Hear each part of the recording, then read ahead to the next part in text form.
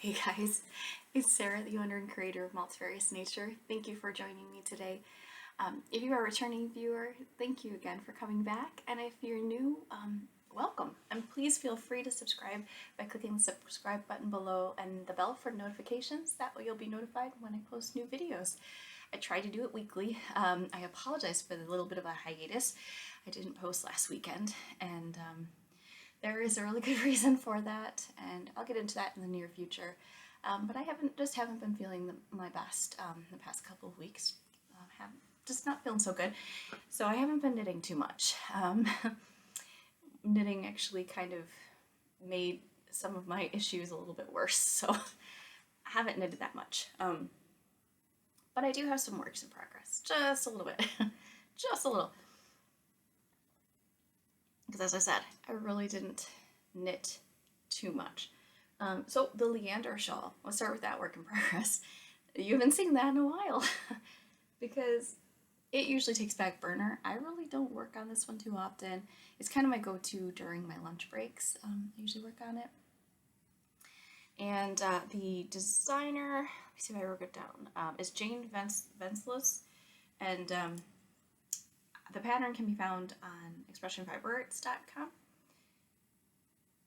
And it is a paid-for pattern. I'm pretty sure when I got it, it was actually free, but it is something you have to pay for now. So not a lot of progress. I think it's about an inch worth of progress. A lot more stitches now. I really do feel bad about this shawl. I have just put it on the back burner. It's actually really relaxing to do. That's why I really need to get back into doing it. I just haven't made a priority because I've been working on other projects, and this one just hasn't jumped to the front. It's alright. I am breaking my own rule, guys. So you know how I said I like to do 3 projects at a time? More than that, it's too much, and that might be part of my issue right now. I have 3 projects going on, or 4 projects going on at once. Hopefully, I will be finishing one. Now, one project, to be fair, is a one that you don't work on all the time. It's just what I'm trying to work on here and there. There's not like a date when it needs to be done, or I really haven't been like, oh, I need to get this done in a couple months, because basically it's that swatch, the northeasterly swatch blanket shawl scarf. It's probably more like a scarf than a blanket, but the pattern is actually a blanket. So the northeasterly, I'm pretty positive this is where I left off last week. I didn't put a progress keeper on there, so I had to kind of guess. This is just a little progress keeper that I made using charms, and you can see that very well. It's gonna focus, kind of. It's a compass, but it actually has a saying on it, which is really pretty, and I really like it. It's about the journey, not the destination. So I thought that's really a nice saying, and I just made it with a little lobster clasp, like all of my progress keepers on multifariousnature.com.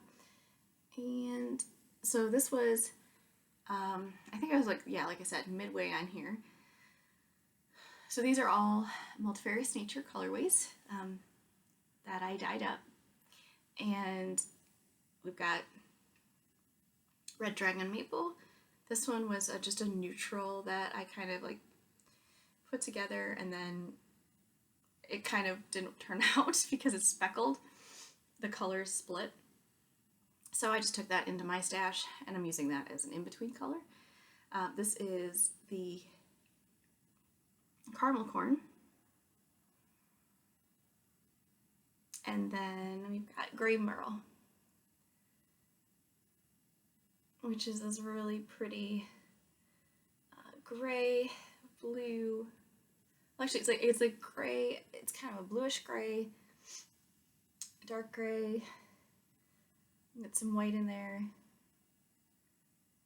really pretty variegation. This is on my 100% Peruvian wool, Highland wool base. So that's a more rustic wool that I carry of the bases. Otherwise, I tend to do the merino. This is a merino nylon blend. This is an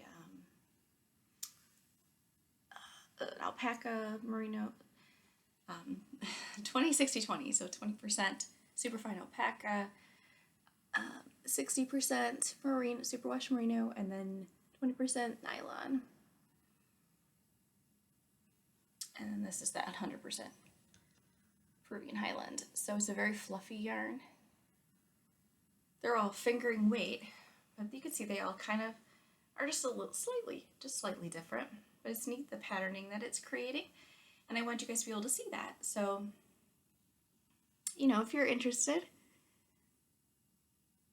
in any of these colorways, you can actually see what they'd look like knit up. So it's just in stockinette, or I apologize, not stockinette.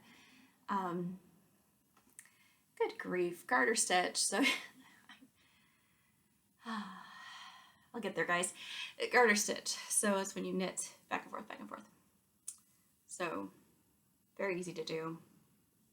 This northeasterly pattern is wonderful. Very versatile. Yeah, really enjoying that. I haven't really worked on this in a little bit. This is pretty much all I did since the last time you guys saw me, like 2 weeks ago. So haven't been working on it a bunch. The next colorway that I would like to knit up in here is the electric blue raspberry, which I showed you guys about 2 weeks ago. And it's like getting really blasted out, but it's beautiful.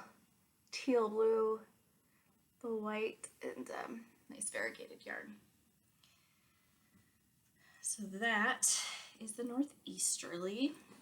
Working on that one a little bit here and there. So that's the project that's not like a typical project. So that's why I'm doing 4 at a time instead of the normal 3, because that technically is a project, but it's not like I have a end amount in mind. Like I know it's going to be this big or this many skeins, or you know, it's just one that's going to kind of maybe constantly be worked on.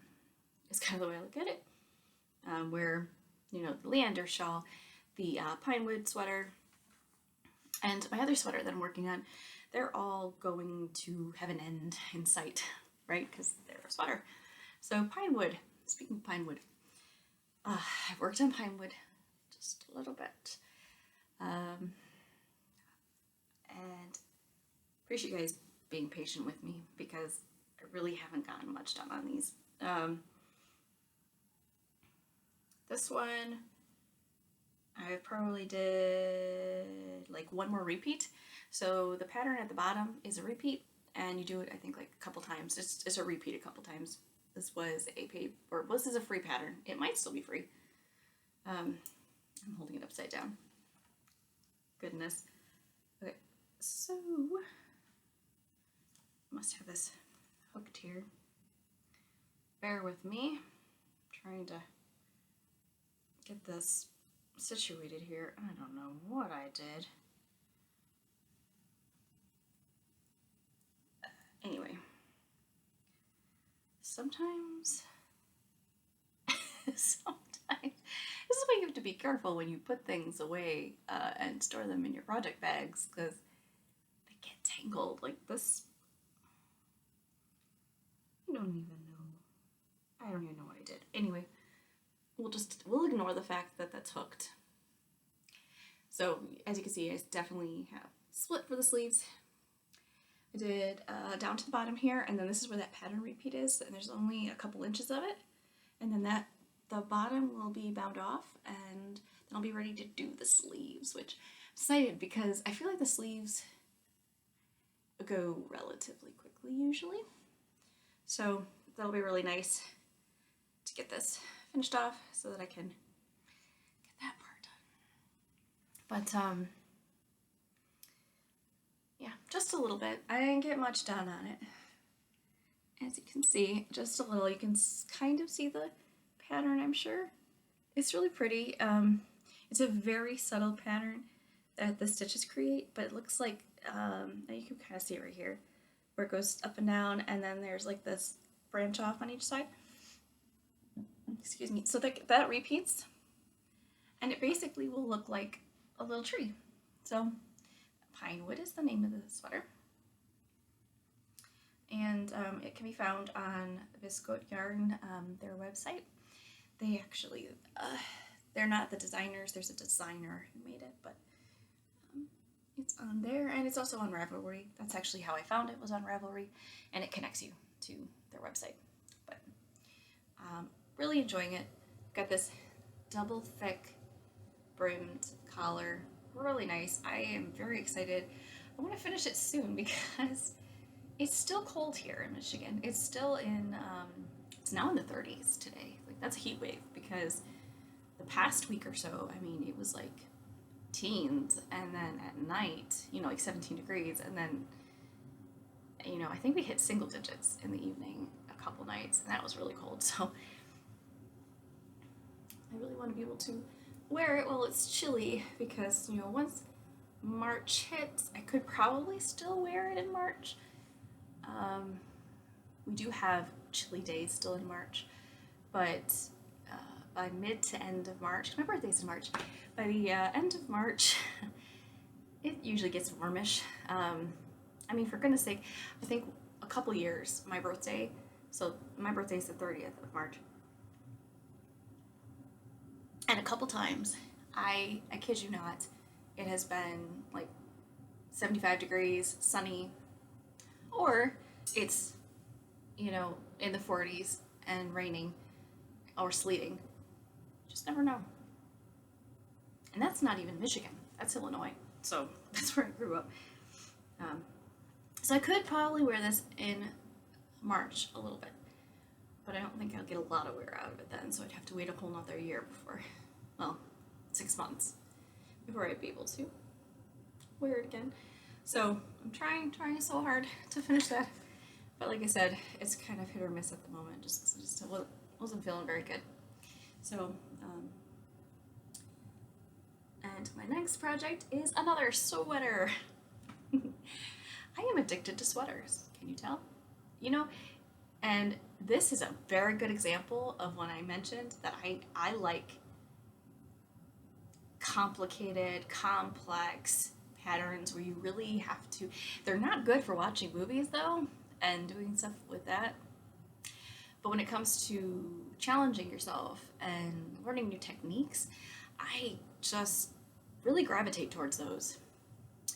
And I think it's that challenge that just keeps me really interested. So this next pattern is a perfect example of that. It's probably going to take me a while to do, but I'm excited because if you see it, you'll probably understand. So I'm sure many of you have heard of Locatelli. She has beautiful patterns. She has wonderful videos on YouTube. She has like it's like a podcast, but she calls it her, I think, knitting journal. Usually like an hour-long episodes, and she's just really interesting. And this is one of her patterns. This is a paid-for pattern, so I do have to be careful of what I show you, but this picture, I think I'm okay showing it to you. It's gorgeous. So this is the All of the Lights cardigan. I have not made a cardigan yet. Take that back. I've crocheted a cardigan. I haven't knit one. Let's see if I can get this to not totally blast out. There we go. Is that not the most beautiful thing you have ever seen? Okay, so her description of it, I think, really explains it well. So at the bottom of this page, I'm just going to read it to you. It's a cardigan coat, so it's a longer cardigan. Worked seamlessly from top down. I love top-down sweaters because you can really see how it's going to fit as you're going. With creative and challenging construction. Are you ready for a wonderful festival of cables, lace, and color? So I'm sure you could see that from the picture. There is a bunch of cables, different kinds of cables.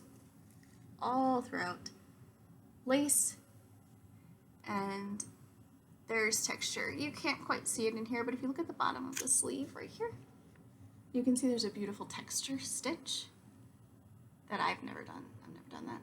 So I've never done a bunch of stuff on here, so this is going to be really interesting.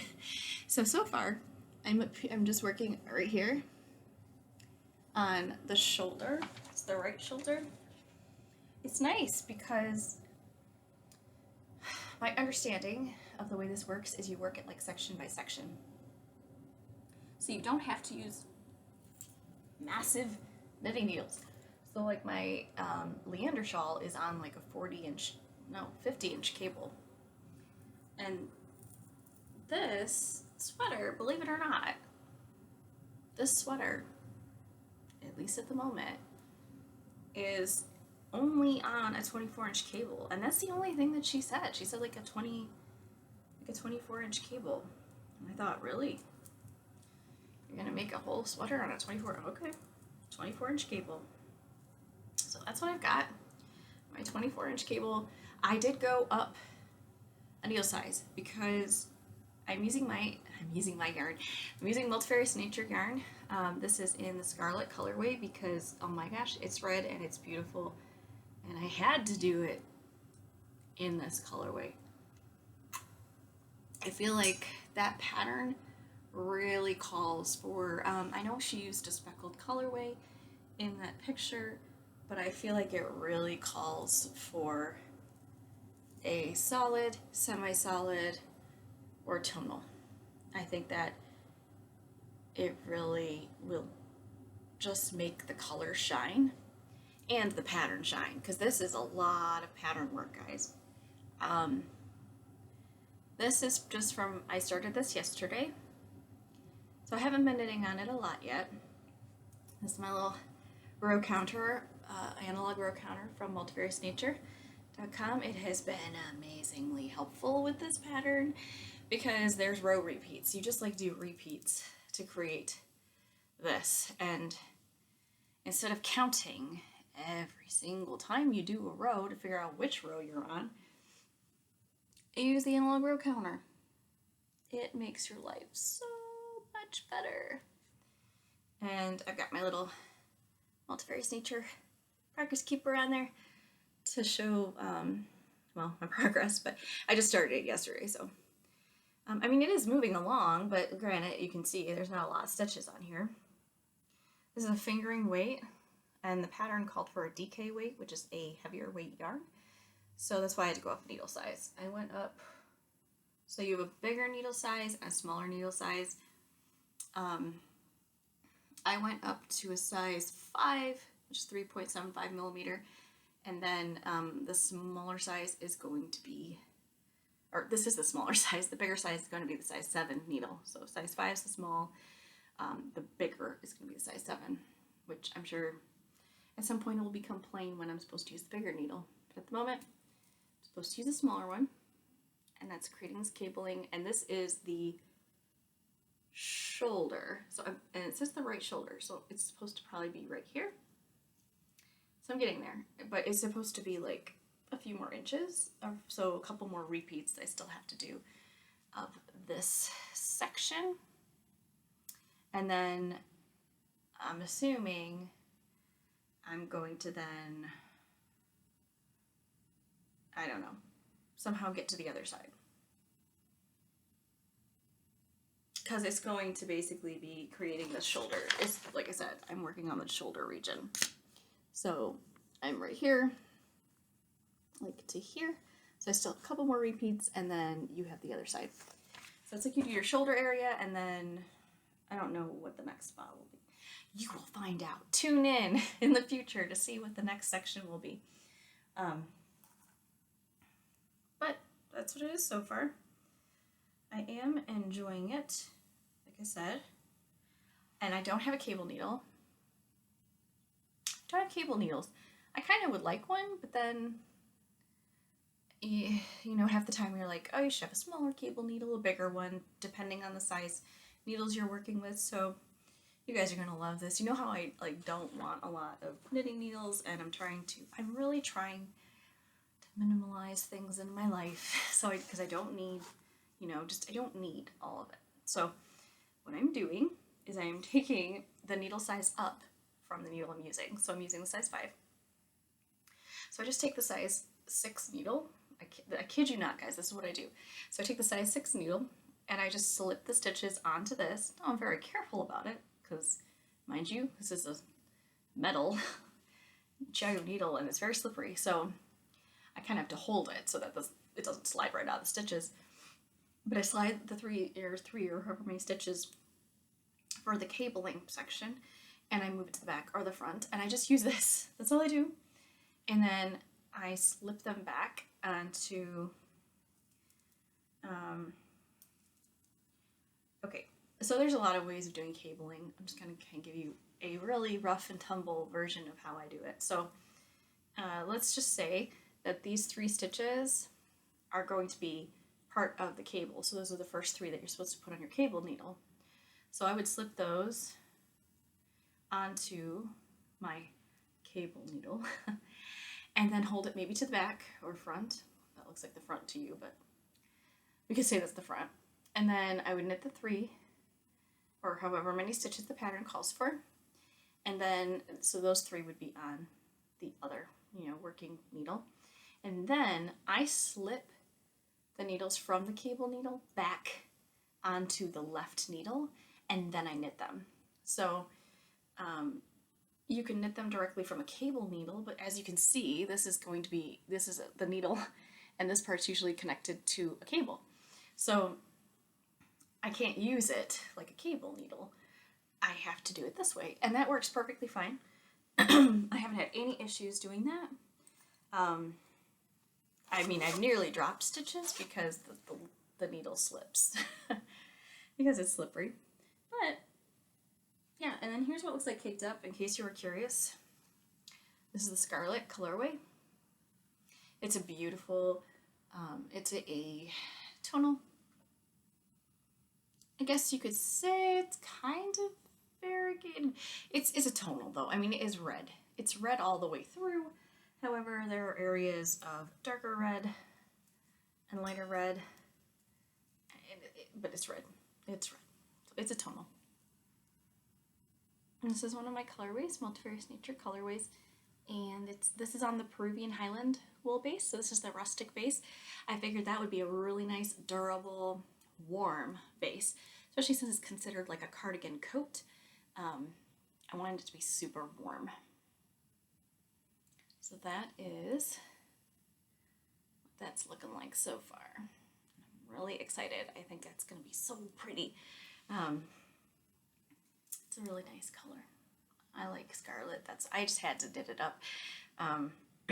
So that's one of the colorways that I wasn't really going to put in the Northeasterly because I feel like even in the skein, you can see how it's going to look.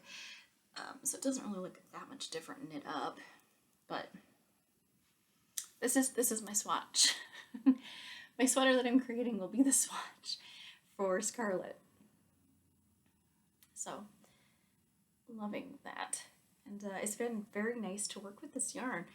I haven't worked with my Peruvian wool too much. The first time I've really worked with it was doing that Northeasterly swatch section with the gray merle.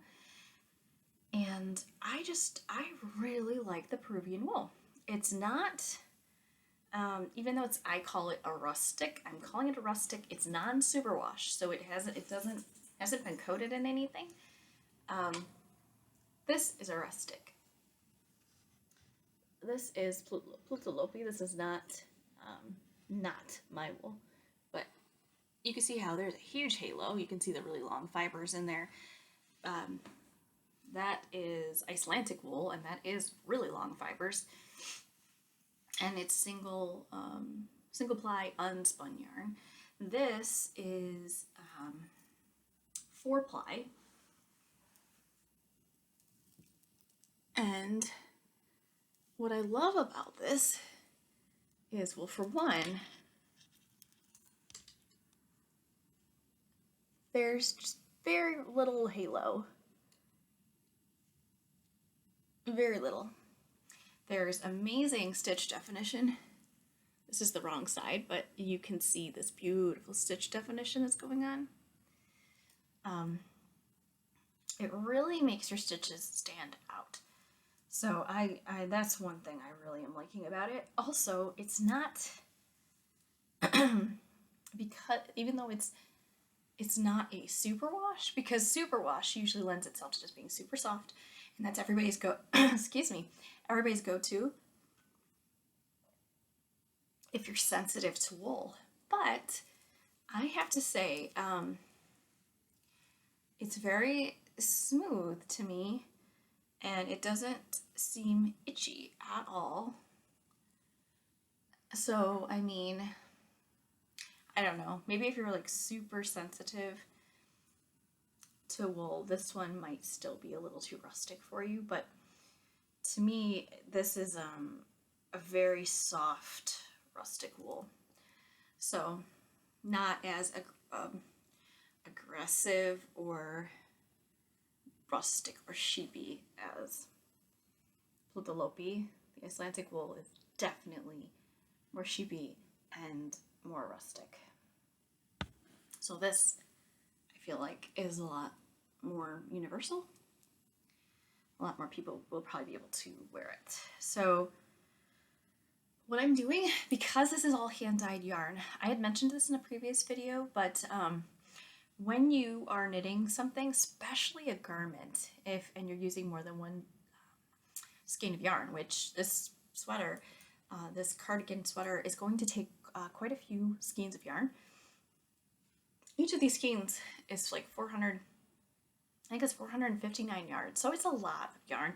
So, I mean, it still might be about 8 balls, like 8 skeins of yarn that I'm going to need, which is a lot of yarn. I am not going to kid myself. I am using a lot of yarn in this project.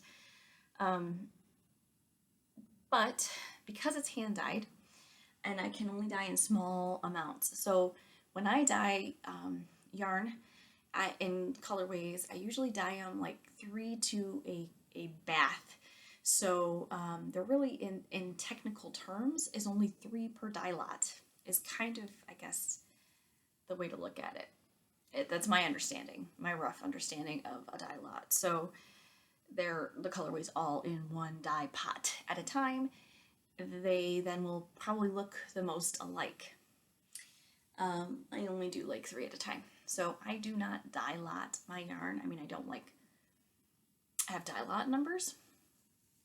So if you're doing a project and you're gonna order a bunch of skeins, and you know you need to order like 6 skeins of yarn, let's say, let me know.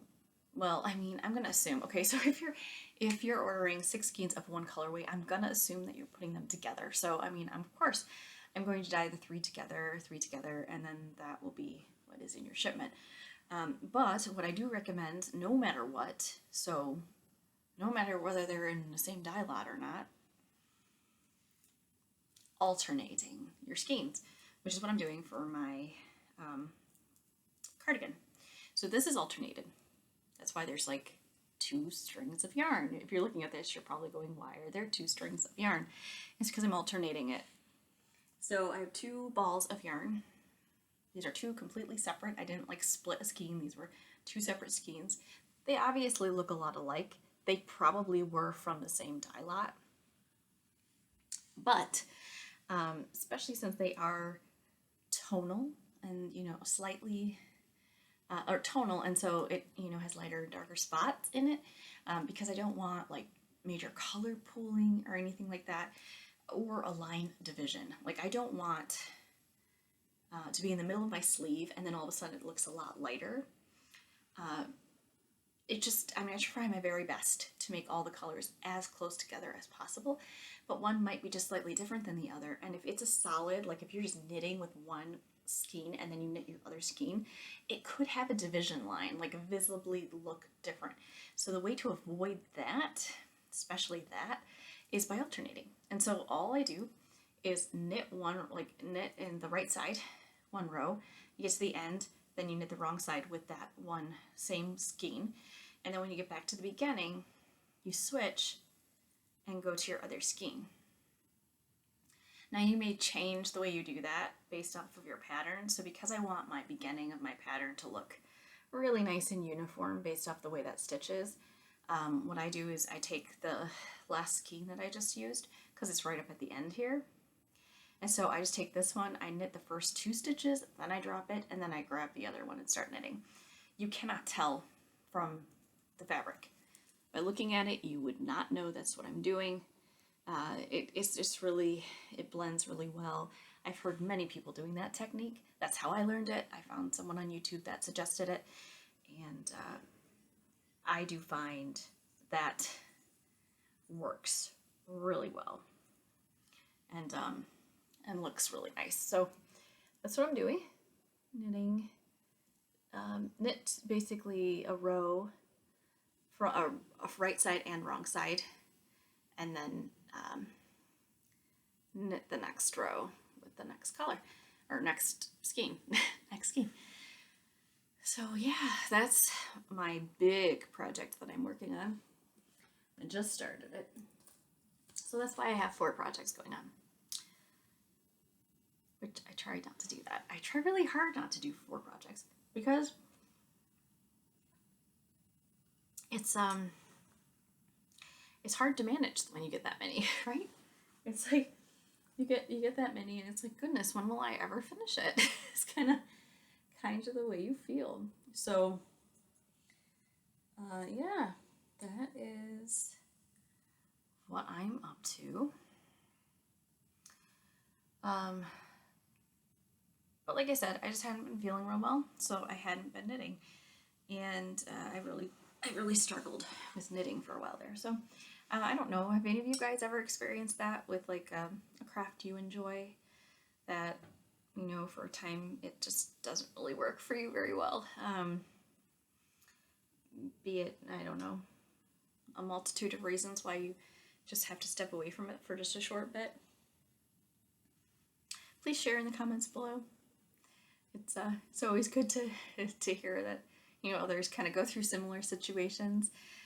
Yeah, but I'll try to get more knitting done this week, I hope, and fill you guys in next week. Hope you guys have a wonderful rest of your week, and I hope you're staying happy, healthy, and I hope you're creating. I hope you're not going through a lull like I was, but if you are, there is hope. You can get back to it. So have a great rest of your week, guys. Take care. Bye.